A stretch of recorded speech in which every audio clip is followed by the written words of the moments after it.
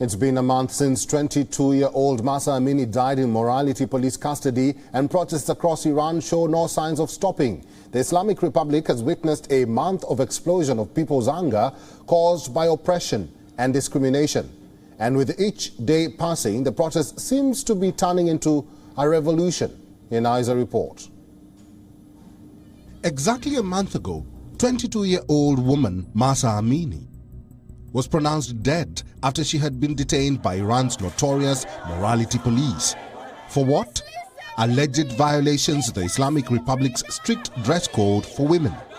The detention and death of Mahsa Amini set in motion a chain of events that 1 month on have left Iran's leadership facing one of its biggest challenges since the 1979 Islamic Revolution. On September 13th, Mahsa Amini, who was visiting Tehran with her family, was detained. But less than 2 hours after her arrest and transfer to the Vozara detention center, Amini was in a coma. She was pronounced dead on September 16th. Her family and lawyers believe she was dealt a fatal blow to the head in custody. Tehran police say Amini suffered a heart problem. They even released CCTV footage appearing to show her collapsing inside the police station. While Iranian President Ibrahim Raisi ordered an inquiry, protests erupted in Amini's hometown on Sarkez in the Kurdistan province.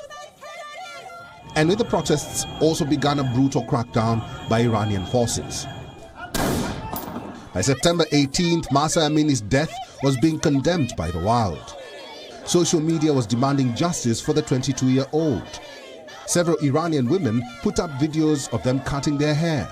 Within 3 days of her death, protests reached the Iranian capital. Women students from several Tehran universities were out on the streets.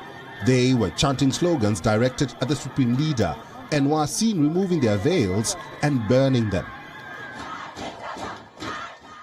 Anger grew, protests escalated, and dissent showed no signs of dying down.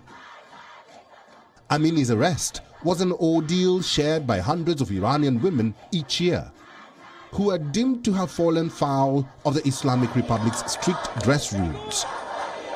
On September 21st, protests spread to other cities across the country.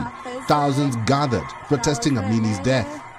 Police used tear gas to disperse crowds. The authorities even blocked access to social media to counter protests.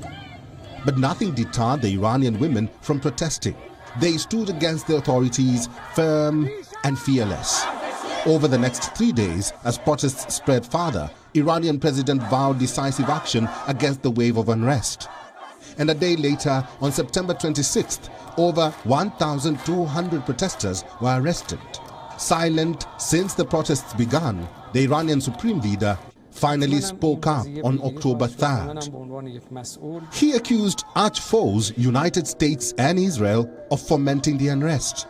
Meanwhile, the US and European Union vowed new sanctions against Tehran.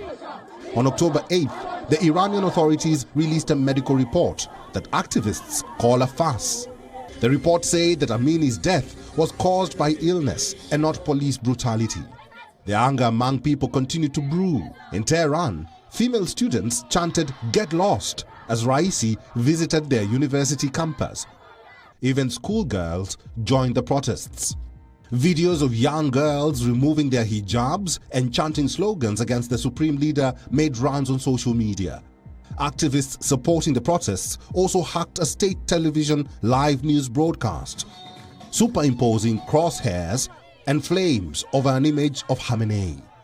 On October 12th, the Iranian judiciary charged over 100 people over the protests. 1 month on, Iran's leadership is still facing what has proven to be the most enduring, taboo-breaking and multifaceted protests movement. Hundreds have lost their lives, and so far it has shown no signs of dwindling. Bureau Report, WION, World is One. WION is now available in your country. Download the app now and get all the news on the move.